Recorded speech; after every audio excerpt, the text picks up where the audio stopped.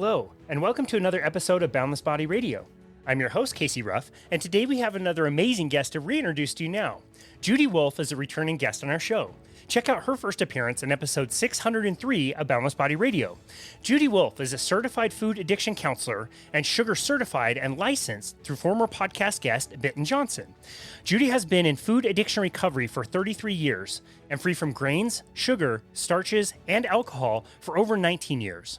Judy's passion and commitment to the field of food addiction came from both her professional studies and her personal success in keeping over 125 pounds off her body for more than 19 years. Judy has helped hundreds of individuals in the US and abroad understand not only the nature of food addiction, but also, and more importantly, the way to recover from it.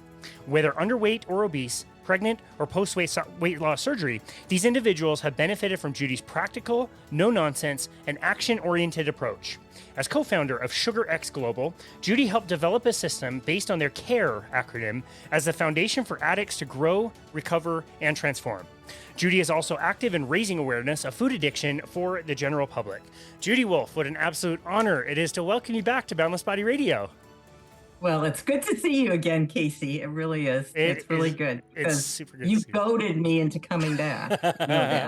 I sure did. If the listener will remember, on episode 603, you and I were speaking about food addiction, and your personal story was so good. And we got into the weeds of food addiction. I realized we were running out of time to really cover, sugar addiction, food addiction, your work with Global X. So I put you on the spot and asked if you'd come back. Then I put you on the spot even more when you said that you were thinking about starting a strength training program. And I said, cool, let me follow up with you in a few weeks to see how things are going. I get a message from you like the next day or two, and you're just like, dang it, you're really holding me to this, aren't you? So you and I actually did a few sessions together. It was way fun. I had a great time. And I'd like to tell you that I did too. No, I did. I did have a good time because, of course, I'll tell you what I was looking for. I was looking for form, because when I commit to doing something, I commit to doing it, and I will do it. I will follow through. But I have some physical back issues, knee issues, problems, and there was no way I was going to start doing something without some help. So everyone out there, if you want to start strength training, resistance training, Casey gives a complimentary 30-minute, visit, so to speak. And that's where I started. And then I asked him a couple of more times because I really, like I said, I'm into form. I have a background of being a physical therapist. This part of it wasn't not my forte. I was a pulmonary specialist. I said, but I didn't want to hurt myself more. And so everybody should know, Casey, you should know that I haven't missed or skipped a day. I do it twice a week. That's what I mean. I do other things. I do water aerobics. I make sure to get my 10,000 steps a day. And I do my back exercises and stretching and knee stuff. I do all that. But my resistance training is twice a week, usually Sunday and Wednesday. Sometimes, I may have to hold a day off or something, and it might be Monday and Thursday or whatever. But I want you to know that I'm doing it. I'm doing it, everybody. Am I loving it? No, I'm not loving it. But I'm doing it because I'm committed, because I know that it's going to help me. Everything I read, everyone I talk to in the low carb world, I mean, I'm here to talk about food addiction, not about exercise, whatever. But they go hand in hand because we at SugarX Global take a holistic approach. And we actually talk about movement more than anything. Like, we don't want people to go out there and start to, put down the food and to start exercise. That would be a very stupid thing to do. That's what we believe. But movement is critical.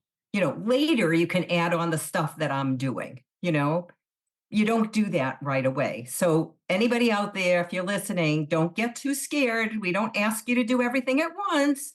It's little by slow. Everything is little by slow. I love that. I love that. Well, thank you very much for the kind words. And thank you so much for trusting me enough to do a few sessions. We had a great time. We're going to be able to deep dive into all of that. Absolutely loved working with you. Since, you and I did a few sessions, we've also talked to David. I've gotten to host him on the show, had a wonderful chat with him. He did confirm that you are very diligent in the way that you go about things and that you've been sticking with the strength training, which is great. I do have to say, this is probably a good time to interject this. Boundless Body Radio is it is for mature audiences only. Please, if you have sensitive ears, you may need to be careful because last time Judy really went off the rails and said doo doo. So we had to like find a way to edit that out somehow. David also said doo doo, and we had a good chat about it. And he talked about Judaisms. What are some other Judaisms? Oh, Judaisms, huh? You're catching me off guard. Judaisms. Life is in one hand, food is in another. Ah, That's probably a Judaism. okay. Okay. And I can expound on all these afterwards. No matter what. NMW. I sign everything with that. That is definitely a Judaism. Plan, prepare, protect.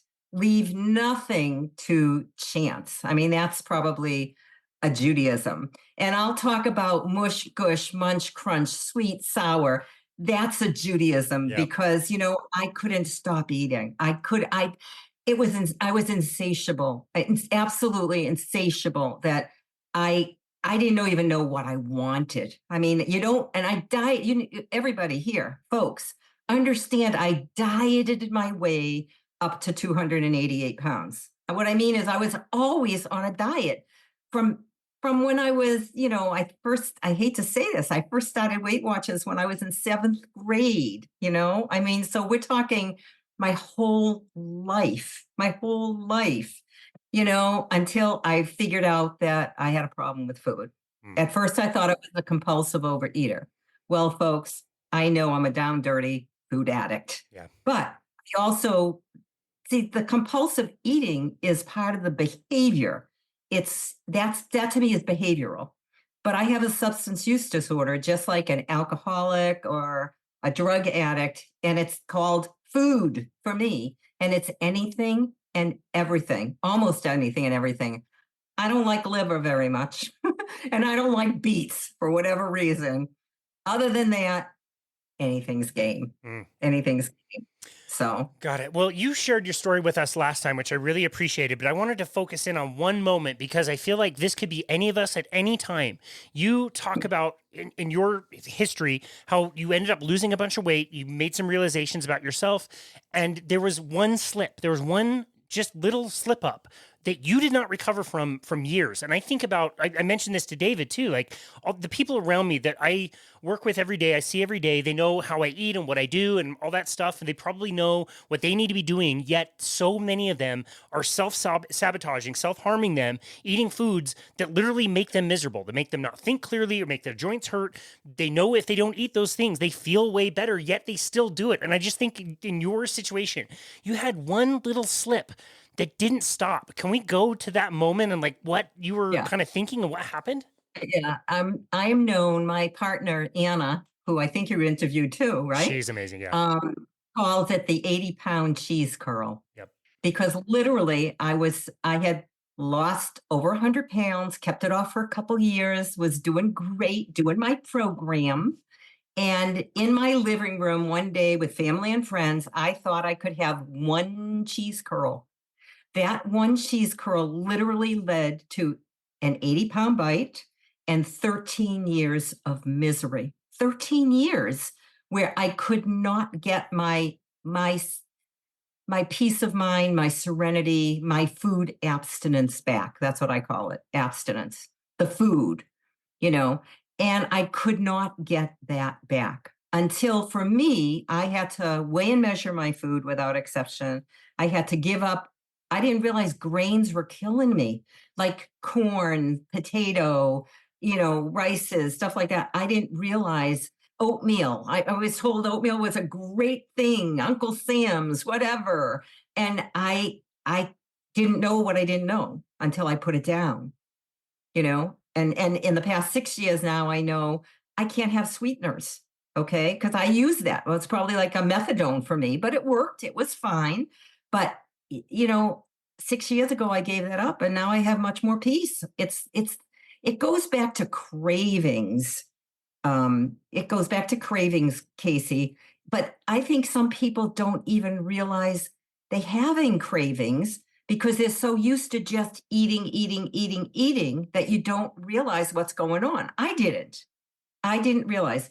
Today, I know if I ingest something with, put it this way, if I have a craving, it's usually a couple of things. It's that I've inadvertently eaten something that includes one of those drug foods for me. Okay. I always go back and look at the food. Okay. The other thing is that euphoric recall that that I think people should know about. Because you can put your drug down, but if you go by a place where you used to buy stuff, an alcoholic goes by a bar that they used to have that's where they would, a stopping place, a watering hole. It brings back all these, like, already my dopamine, my hit is happening in my head. A smell, oh my gosh, if I go into a certain mall and they have a Cinnabon place, that wafting of air, of fat and sugar and cinnamon. Do you hear my romance, folks? Do you hear it? Romance. I'm romancing this food because that's what I do. I can't help it. Yep. That's where my body goes. Yep. It's just that's what euphoric recall is all about. Mm. And I cannot stop that. I'm powerless. See, that is when I am powerless over something, but I'm not helpless because I have enough experience now. I know that, Judy, run the other way. You're not going there. You see the difference? But I am powerless over there. I can't help that my brain goes in dazzle frazzle, fireworks light up. I can't help it. Yeah. I just can't help it. So interesting. So the 13 years that you're describing of misery, what were the implications of that? Like, how did that manifest as misery? Did it affect your relationships? Was it just your relationship with yourself, your self-confidence? I mean, how did that manifest for you in those 13 years? Everyone was touched by it because that's when I felt like a piece of doo-doo. Your self-esteem gets dumped.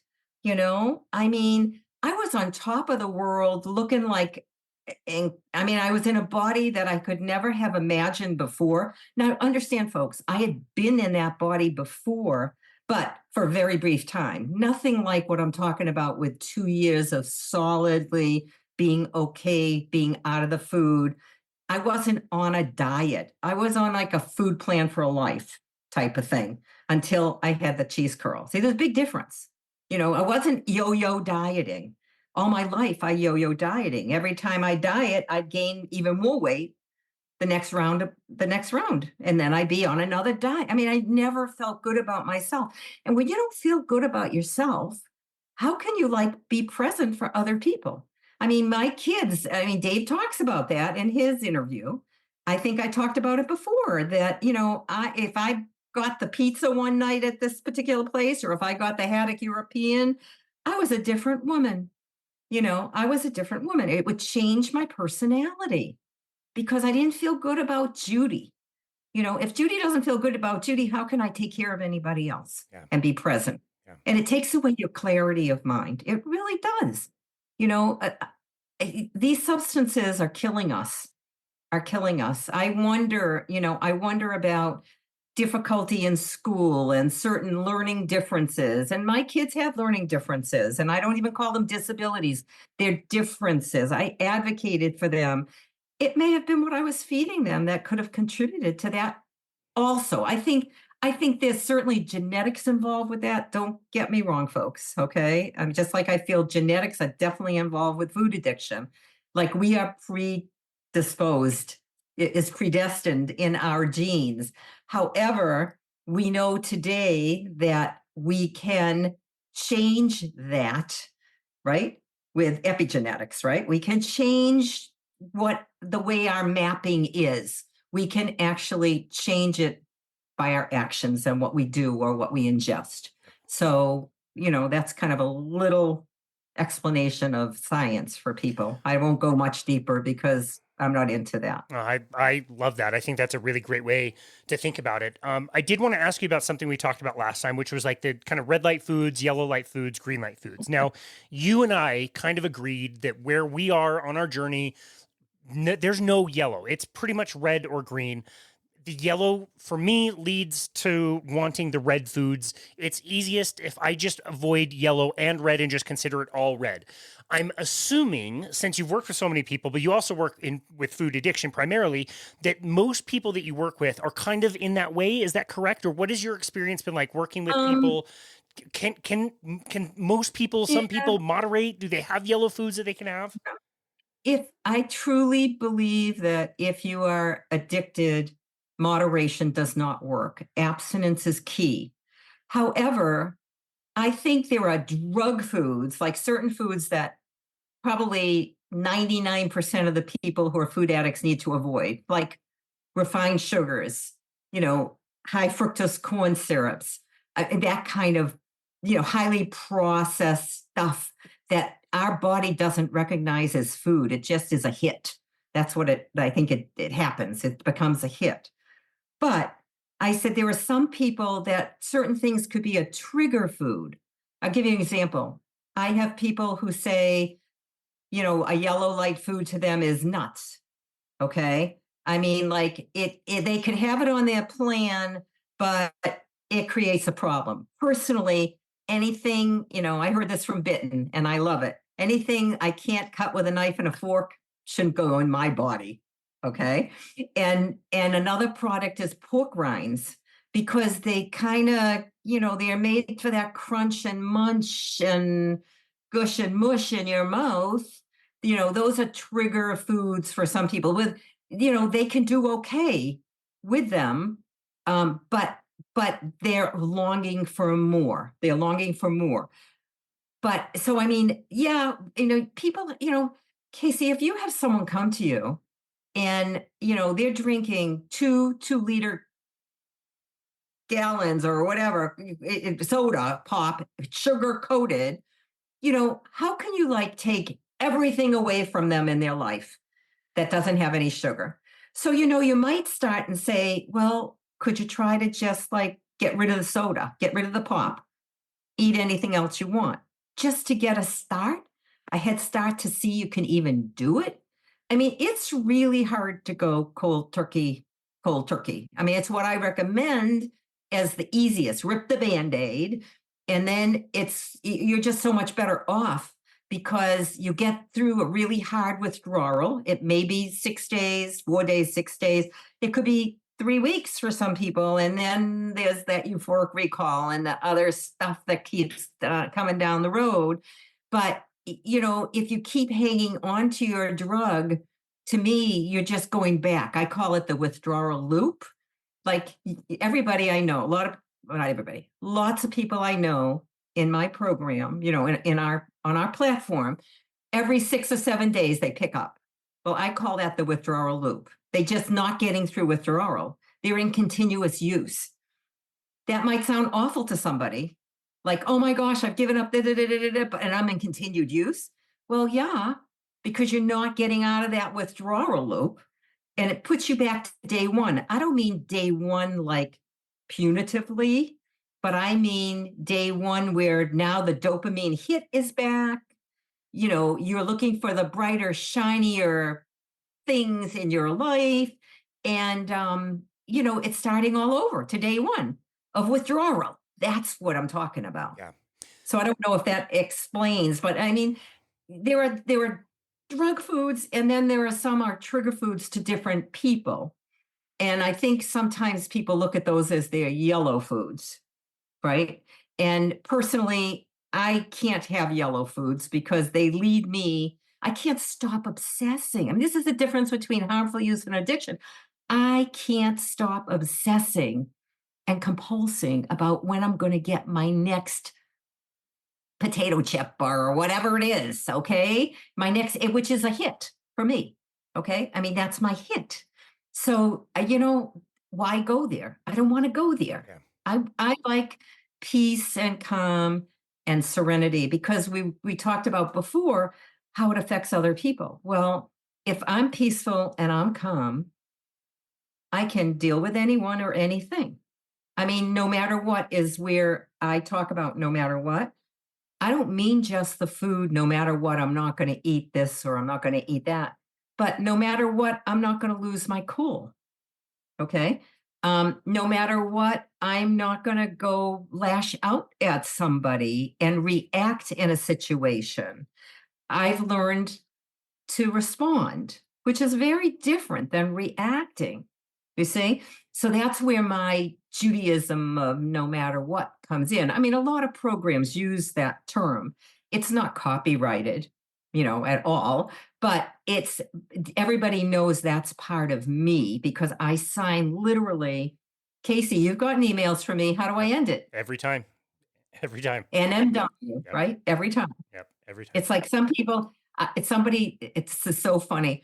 My husband went to synagogue the other day. I wasn't there. Somebody was there that I had been conversing with, email. And he said, "Do you know what NMW means?" Because I sign it on everything, and they're not a food addict. They don't, I mean, they know what I do, but it's so funny. It's so funny. But I'm happy to explain it to anybody because I write that to my kids because you know what? There's a lot of times I don't like what they're doing, but I'll love them no matter what. Yeah. I'll write, no matter what, love you. Yep. Whatever. Wow.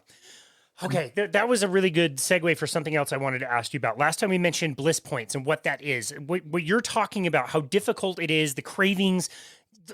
If I didn't know any better and you had not said food or sugar or anything else, I would think you were talking about drugs or alcohol, something much harder that was driving a response that is very, very strong and driving you towards doing something that would eventually be harmful to you. And again, I don't think the idea of food addiction is quite out there as much as any of us would want it to be. But we talked about bliss point last time. Why is it that we're so addicted to certain foods? What makes everything in the center part of a grocery store look so good? Well, bags and boxes, they make them pretty, right?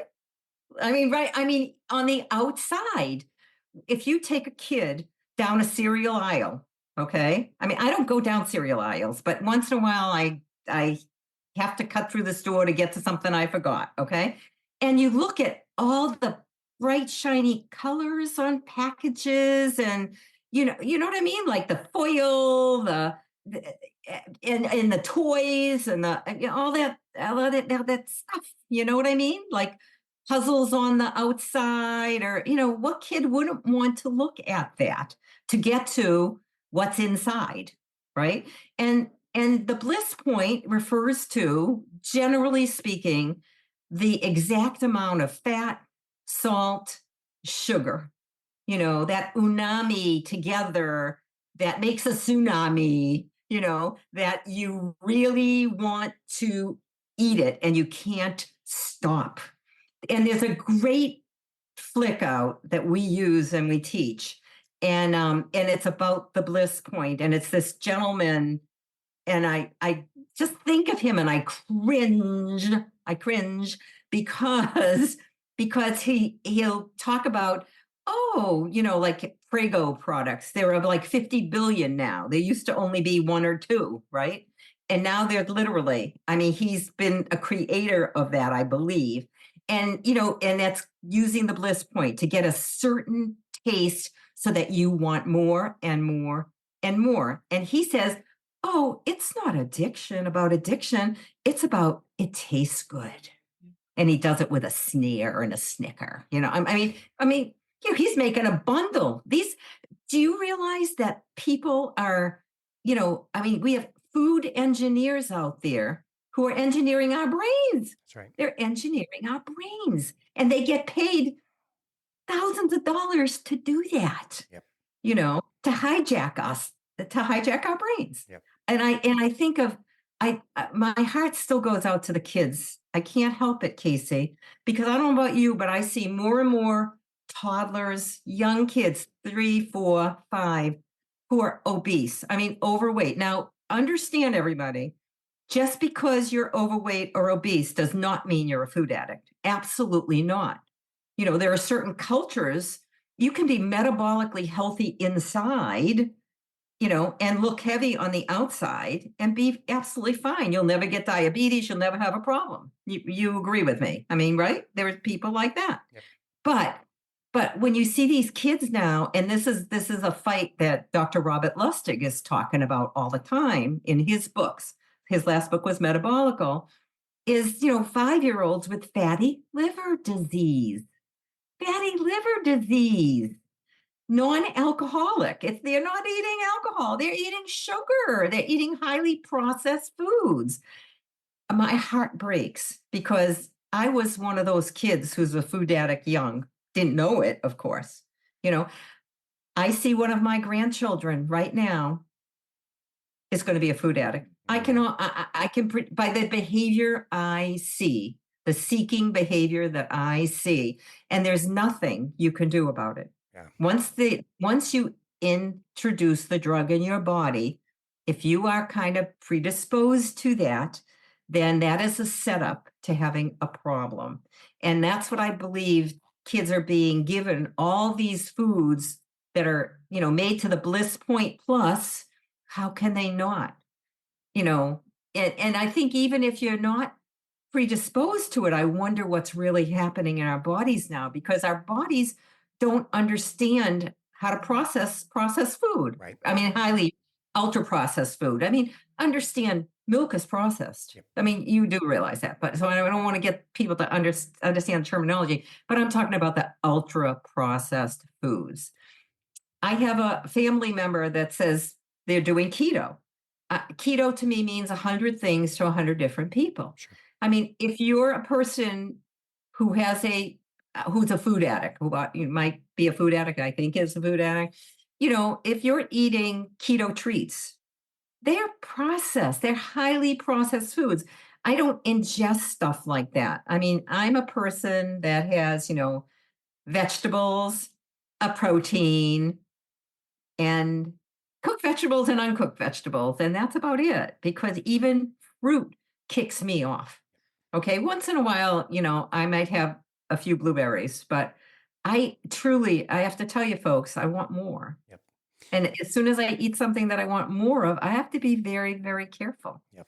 you know? Well, it's interesting And you mentioned the combination of those things making the bliss point with the salt, the sugar, and the fat. If you think hard enough, you cannot think of a situation where you would find that in nature.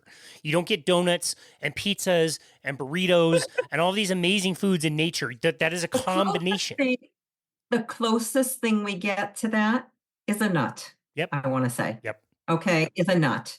And that's why I think it's a problem to people, going back to people like at Sugar X Global, where I have somebody, in our on our platform that realizes they can't have pork rinds and they can't have nuts. And coffee is a problem to some people, and not necessarily the caffeine, but it's what they put in their coffee is a problem. Yep. Okay. And some people, it can be the caffeine. Understand that too. I mean, I drink decaffeinated coffee. I gave up caffeine years and years ago, and that was horrendous to give up. That was probably my worst thing. I mean, I felt like I was in a daze for 3 to 6 months. I'm not kidding you. Wow. I mean, I was drinking 8 or 9. I worked evenings, 3 to 11, and I was, I had a lot of coffee, 8, 9 cups of coffee a day, caffeinated, mind you.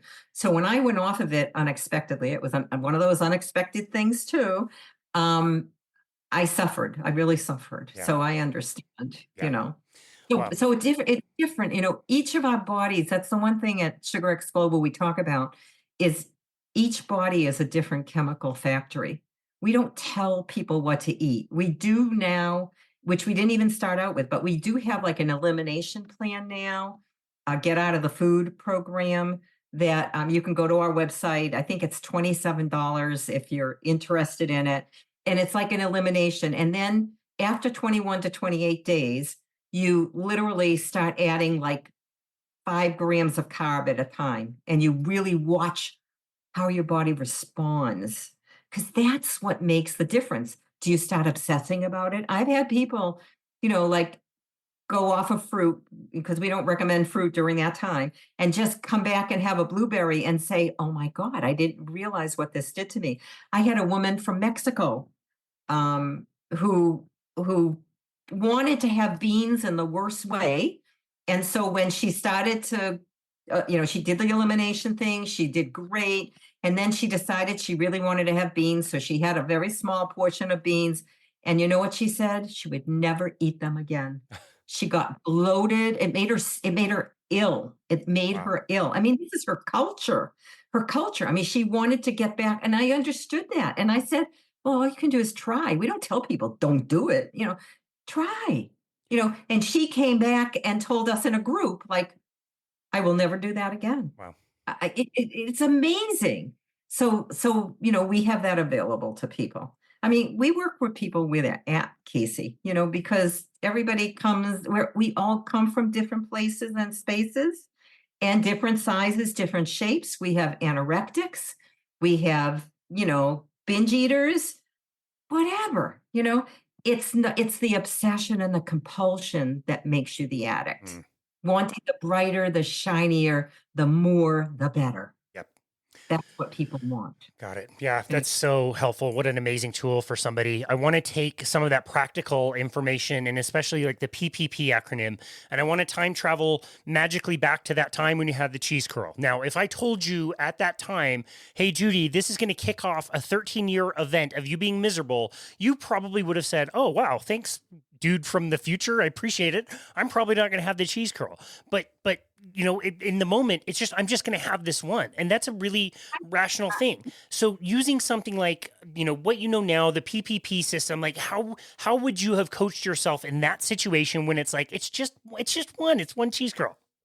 right. Well, we do something called, we are trademarking something called recovery protection system.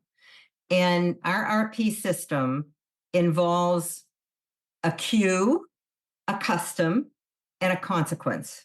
Okay.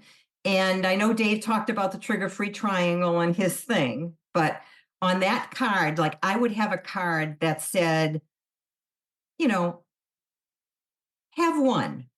That might be the name of it. One bite, have one bite. Okay. And so I would work that through today. Okay. Like if something comes to me, I would work it through. So my cue would be, I can have a bite of that. Like my head goes there. That's my head. Okay. That's my cue. Like, you want one? My red dog, which is my addictive brain, is going, yeah, yeah, yeah. You want one. My blue dog, which is this area of my brain where I can think, says, do you remember that what happens when you have just one? Really? Is that true? Do you think you can really have just one? Okay. So my custom, if in the old days when I would have just one that led into a binge, okay, would be, what would it be? It would be, I'd have something that would trigger my thoughts like, oh, I can have another and another and another. So then the whole sleeve of whatever's gone. Okay. And then well, since you had that, you might as well eat this, that, and the other thing, and you continue on. So that would be my custom, was I would never stop, right? I would never stop. And what would my consequence be? I'd feel like a piece of doo-doo. Okay. I'd probably feel bloated. I'd feel like throwing up, but that didn't matter. I'd still have more. I mean, the list goes on. Okay, I probably wouldn't sleep as well that night. I'd wake up in the morning with joint pain, lethargy, wouldn't be able to get my work done as efficiently as before. I mean, it carries over. It's not just in the moment. Okay, so you really work through what's your consequence. Okay. And then I would look at the trigger free triangle. Okay. Now, what was involved there was the debate, romance, guilt. Well, I debated, should I or should not take that first bite? So certainly there was a debate going on. Did I feel guilty? Absolutely. Right. And what did I romance? Like, oh, yeah, now I could have this or I could have that. Okay. So you see how you can work it? That's the first. You flip the card over, and now you have the same cue, one bite, right? The same cue. What's my new custom? My new custom is I get the thought, I pause, I might do some deep breathing in the moment. I may pick up the phone to call a buddy, somebody that will coach me through or talk to me. I can tell on myself, in other words. I can tell on red. Red is hounding me right now. Okay. I can call. I could get on our platform and DM somebody, or I could write something in tell on red, or the commitment corner. I'm wanting to eat. I'm not going to eat. I mean, there's always somebody in the world awake that usually sees it and will respond. And what else will my new custom be? I run the other way. I mean, that's what I tell people. Get your first thought, run the other way. Have a no food safe zone in your house, like a bedroom. That could be where you never bring food into that place. And I would take my cell phone with me and a book with me so that I could, and maybe my journal, so I could journal. There's so many things. I could go out for a walk. I could just get out of my situation and just say, adios, everybody. I need a break, and go for a little movement. So you see what I'm saying? So that would be my new custom now. So then what's my new consequence? My new consequence is I didn't pick up that bite. I don't have to feel like a piece of doo-doo. I'm not going to have any inflammation. I'm going to sleep well. I'm not going to feel like I need to go throw up, but eat more. You see, there's this whole ricochet effect. Now, that side of the card involves the 3 Ps: plan, prepare, and protect. So if you take something like, you're going to start a new food plan. I like this as the analogy to use. Okay. I'm going to start a new food plan. So, okay. So I'm making a plan. I have a plan. I have my plan. I'm going to have a new food plan. So my first plan to that is I'm going to make a grocery list so that I can get the food I need. Okay. Then I'm going to, prepare. Okay. So how am I going to prepare? I'm going to go to the grocery store. I'm going to buy the food. I'm going to come home, shop, dice, slice, do whatever I need to do with it. Right. And so that I can have the meals that I said that I planned. Okay. On my new food plan. And then how would I protect my abstinence? Because it's plan, prepare, protect. Well, I'm going to protect it by sitting down, having my meal in front of me, enjoying it, and that's how I'm going to protect myself. Do you see? With the bite, it's really the same thing. How do I plan? I know that if I get that thought, I'm going to run the other way. I'm going to pick up the phone. I'm going to do something, how do I prepare? Well, I have buddies. I have speed dial on my phone. There's all sorts of ways you can use this material. Okay. And how do I protect myself? I may have run to the room. I may have taken a walk. I'm not eating that no matter what. No matter what is a very big message in my life, because I'm a low bottom, high maintenance food addict and a person of more. And I know that today. And you know what? I don't want to go back to where I was. And that's why, I have my own program for myself. Okay. And at Sugar X Global, what we've done is we've taken the best of both worlds. What I believe is, because there's the 12-step model. You've heard about Alcoholics Anonymous. There are lots of programs for food out there, but you can't coach anybody in that. You can't do what's crosstalk. Like, you can listen to somebody and you can nod your head, or you can go like this, but you can't respond back to them, for example. Okay. And also, when you talk about whatever you're talking about, it has to be clearly about the subject, like alcohol, if you're in AA, or if you're in OA, food, where at Sugar X Global, we can talk about anything's on the plate. Literally anything goes. You want to talk about your menopausal health, you can talk about that, no problem. You see what I'm saying? Also, it's run by coaches or peer leaders, peer group leaders, so who have experience and are exposed to this. So, I might say to you, Casey, you bring something up to me. Okay.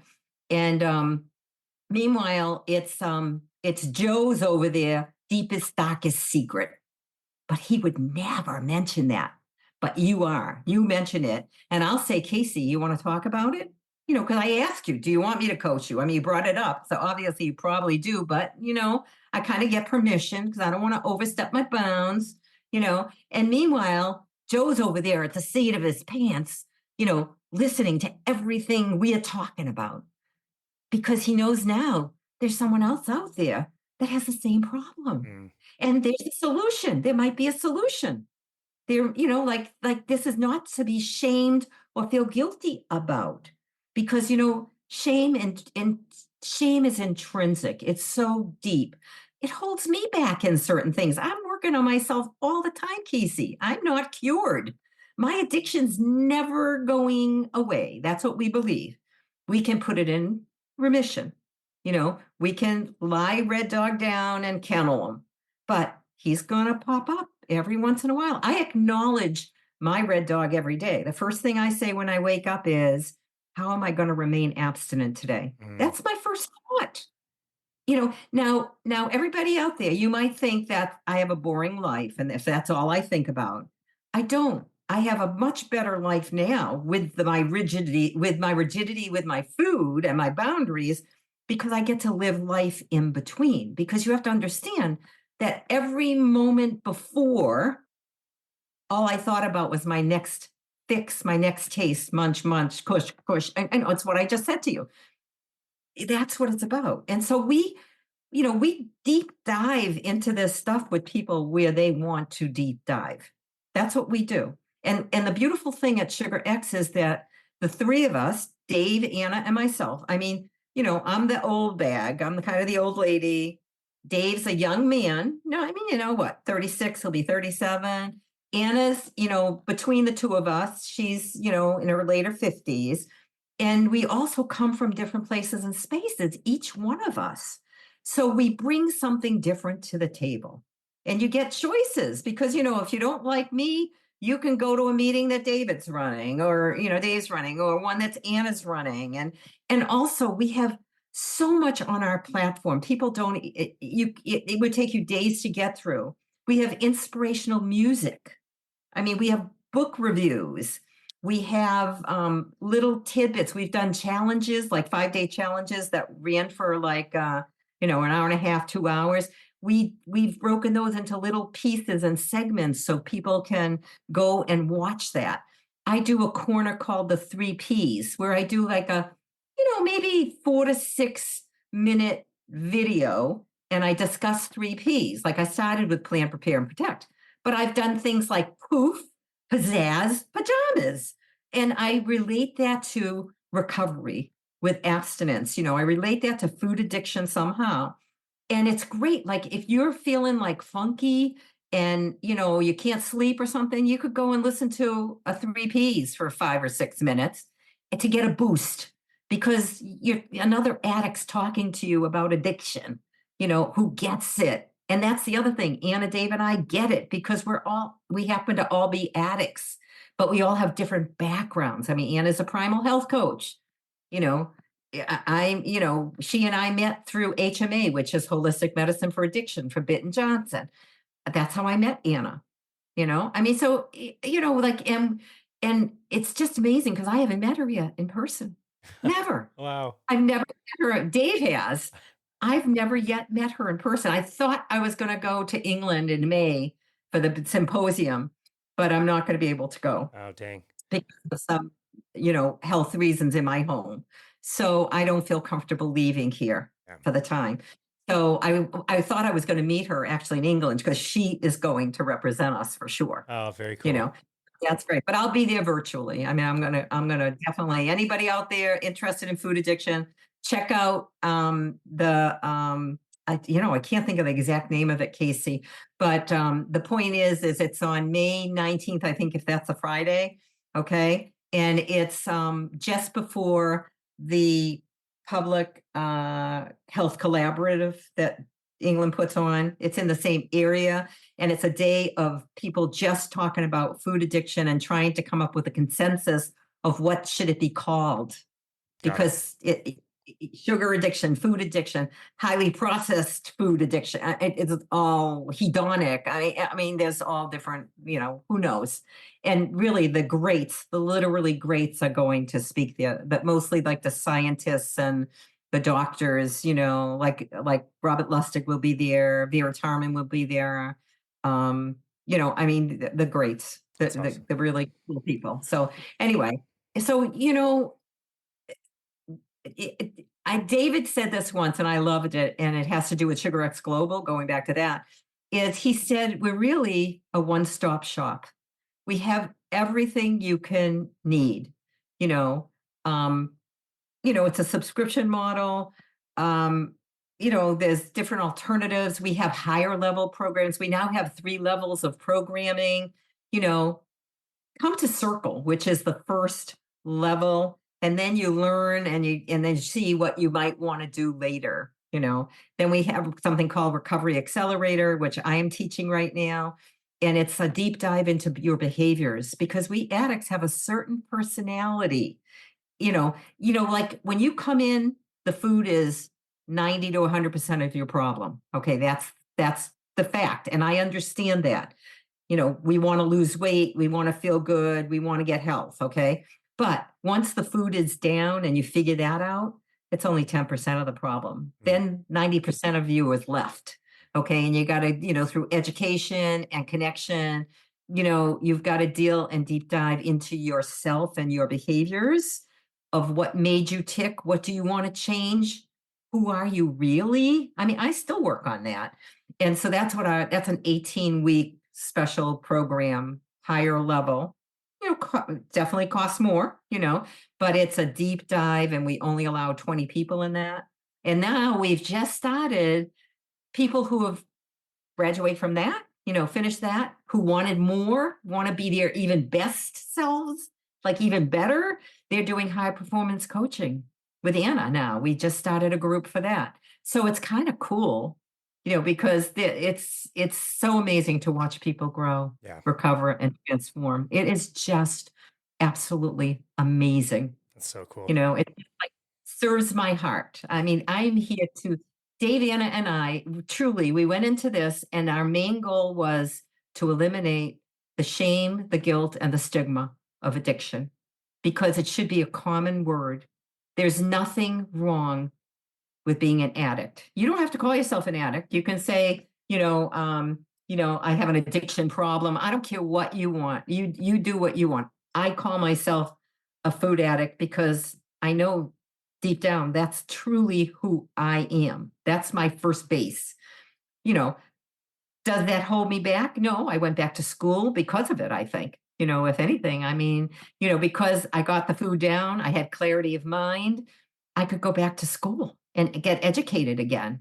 And so I was in the first class of the food addiction professionals to be certified. And then I did Bitten's first class in English and holistic medicine for addiction.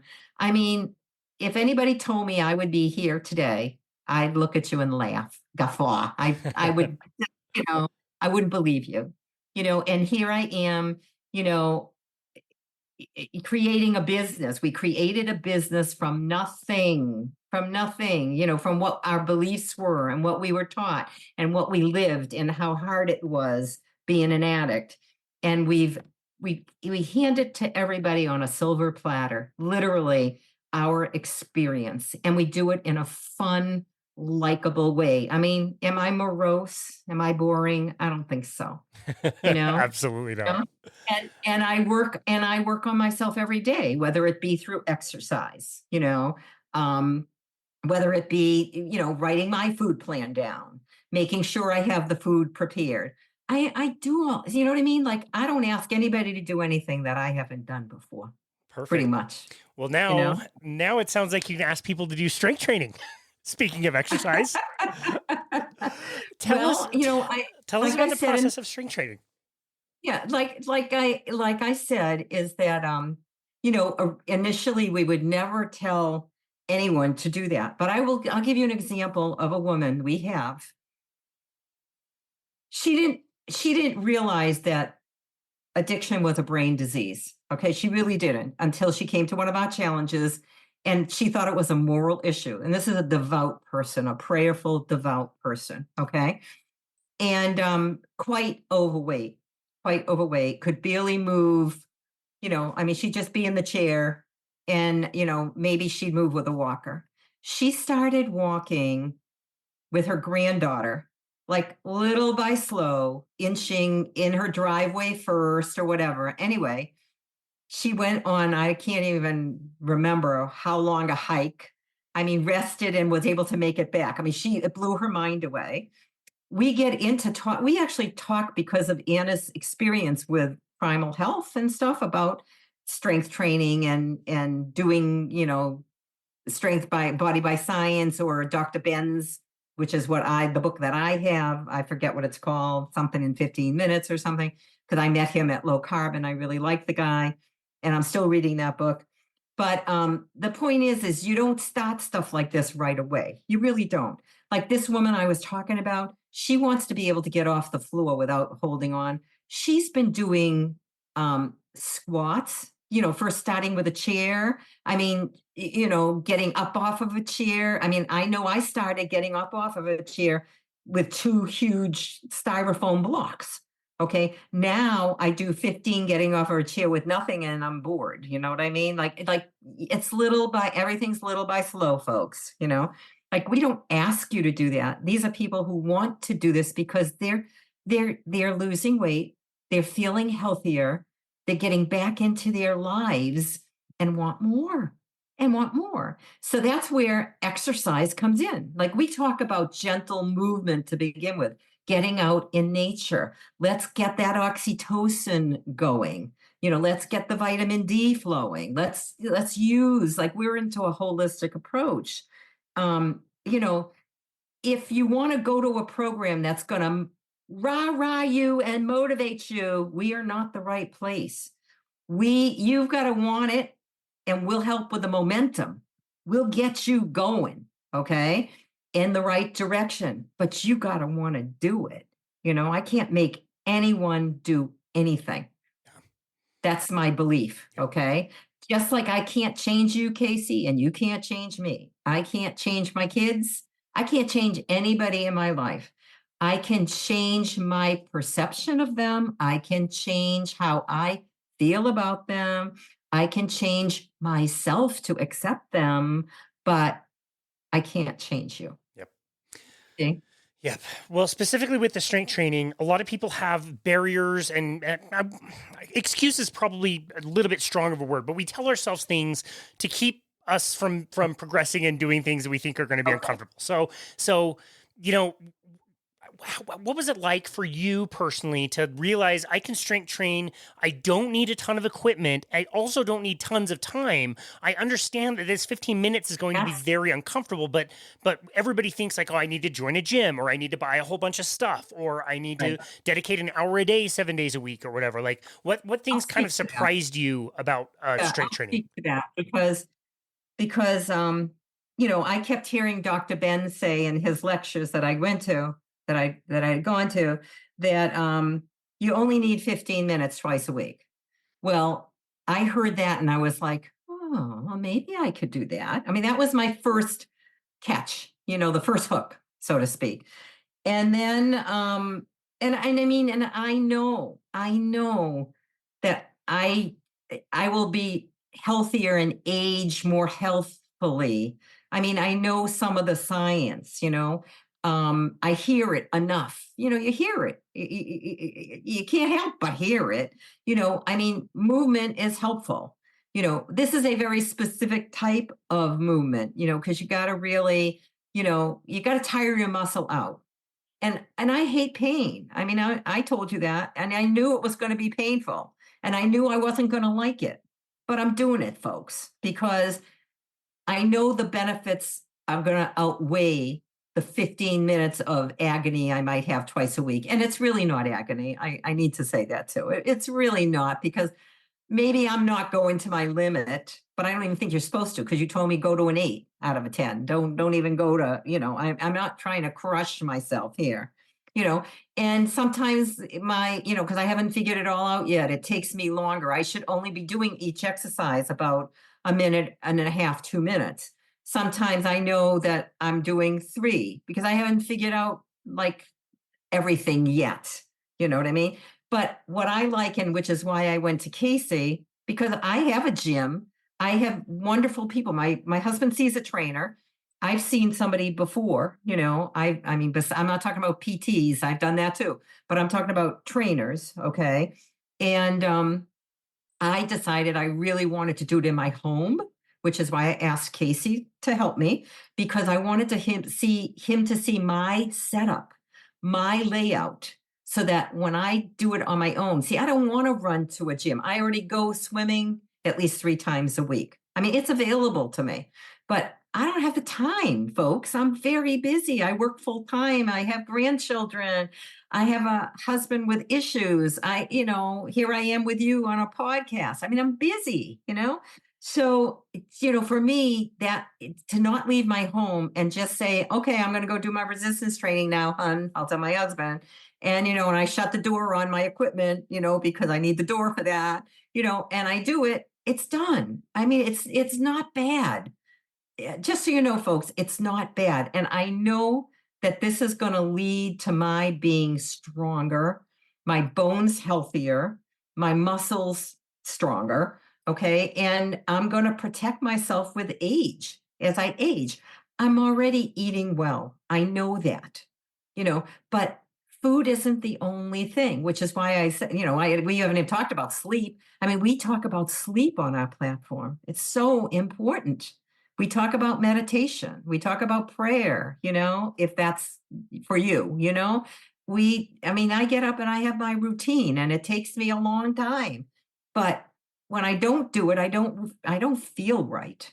You know what I mean? Like my day doesn't go as well usually, So I get up, folks, I get up at 5 in the morning so I can get to the pool at 8 o'clock, by 8 o'clock. Okay. And in that time, by the way, I have done my prayer, my meditation, my back exercises, stretching and strengthening. I've done my knee exercises, and I've made my 4 salads for the day, 2 for my husband, 2 for me. He eats pretty much like I do. I have lunches made for us. I've already served breakfast to him and me, before I walk out the door, which is why I get up at that time. My strength training I do later in the day. I can't fit it in then. But what I've done though sometimes is there's certain exercises I do in the morning that if I don't really have time that morning and I know I'm going to do strength training, I'll blow off the strengthening in that area. Like I know enough. And because I know I'm going to do my strength training, my resistance training in the afternoon. So, you get a feel for this. You get a clue. It's not just because I'm a PT, because believe me, that was not my bag. I'm a respiratory therapist too. So I'm a pulmonary specialist.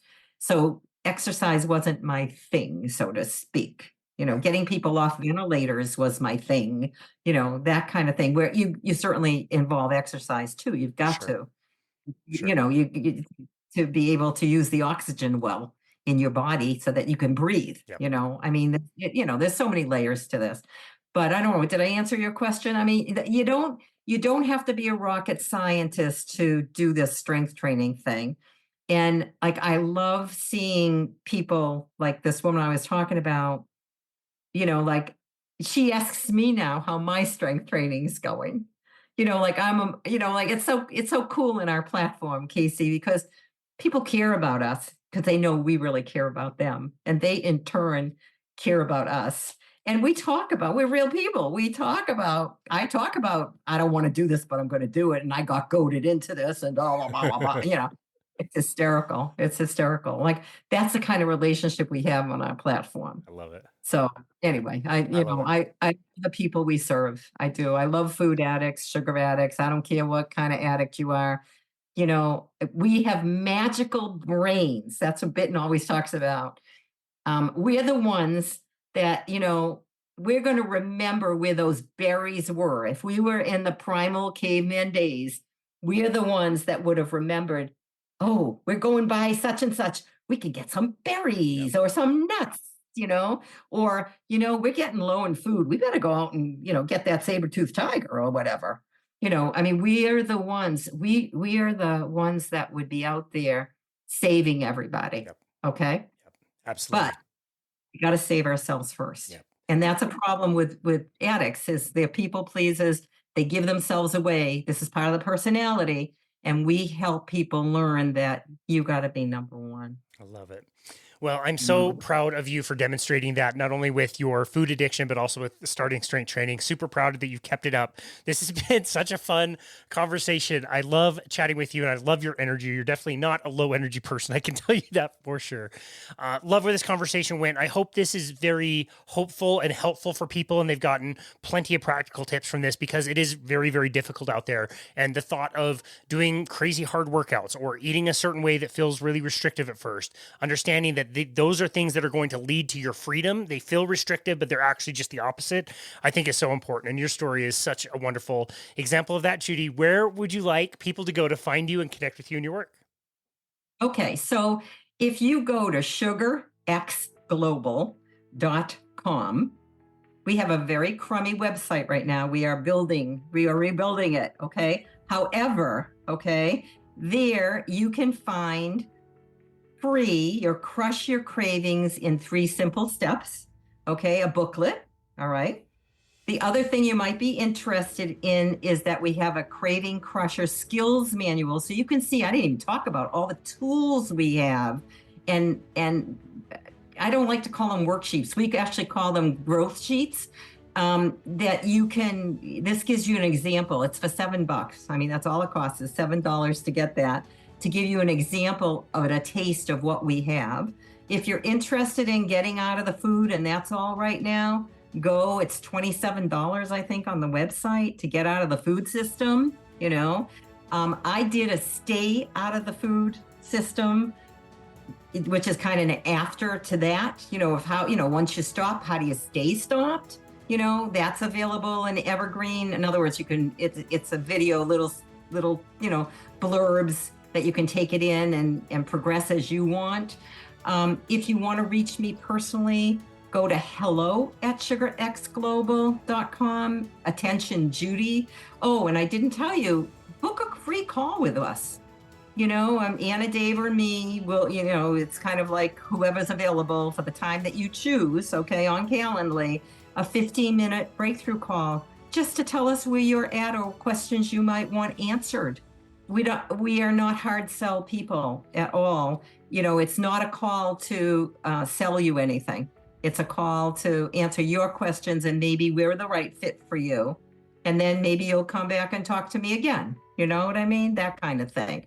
So, and people who usually come to those, it's because they have some kind of problem or they have some kind of question. And that's exactly what we're there for. So those are a few things that I can tell you. And I can't tell you what's down the road yet. Like I said, we just started this high performance coaching thing. And those are from people who graduated from the Recovery Accelerator program.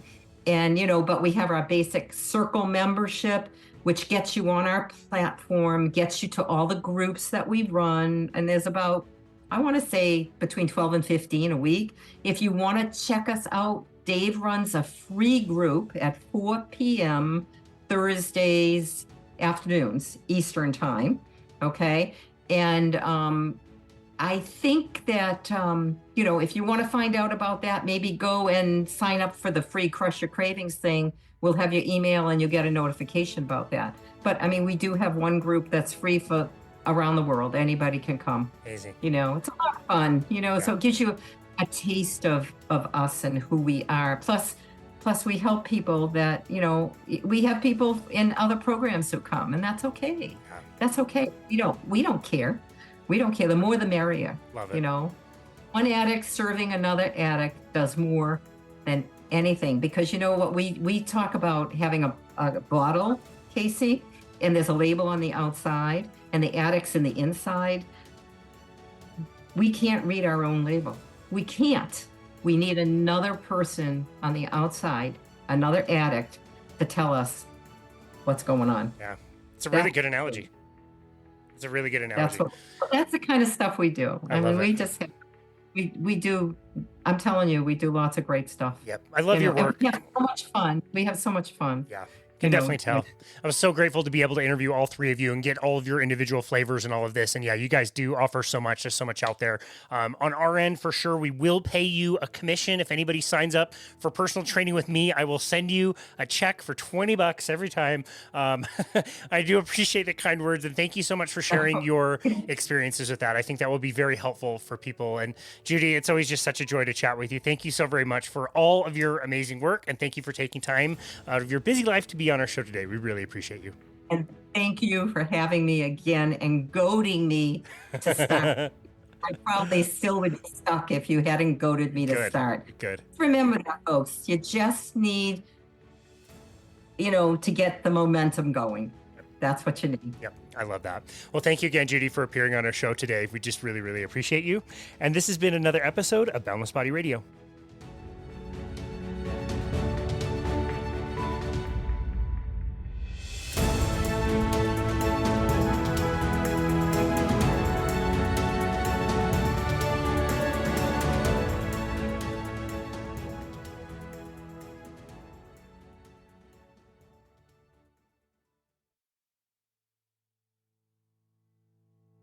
As always, thank you so very much for listening to Boundless Body Radio. Hosting this podcast is seriously one of the most meaningful and joyous parts of my life. Even after 600 episodes of our show, I still get nervous before every interview that I do. But it does just bring me such joy to share some of my favorite people, the people that have taught me so much over the years, and to invite them on and ask them questions, and then to share that with you, the listener, is a super cool experience. I hope you've enjoyed the content of the show so far this year. I tried to start the year off with a mix of new guests and returning guests, some that are practically household names in the health and wellness space, and some inspiring people that may not be very well known now, but are certainly doing amazing work wherever they are. I'm just so grateful for all of our incredible guests. Remember that you can always go to our website to book a complimentary 30-minute session with us at myboundlessbody.com. On our homepage, one of the first things you'll see is a Book Now button where you can select a time to speak with us about your personal health and fitness plan. We don't have any set packages, products, supplements, or anything like that to sell you. People that do want to work with us simply pay for the time that they want, and that's about it. We've loved chatting with so many of you out there to bounce ideas off each other and try to offer any advice that we can. And seriously, as always, even if you book a spot just to say hello and introduce yourself, we absolutely love connecting with you, the listener, in our community. Be sure to check out our YouTube channel, which is also growing quite a bit, if you want to watch these full interviews and also shorter videos on more specific topics taken from these interviews as well. It's a fun way to interact with people who comment. We read and reply to every single YouTube comment we get, so be sure to subscribe to our channel and leave as many comments as you like. And of course, if you haven't already, please leave us a 5-star rating and review on Apple. It is still the best way to make sure that the podcast gets out to more listeners. It only takes a moment to leave a review, and it's extremely meaningful to us. Cheers, and thank you again for listening to Boundless Body Radio.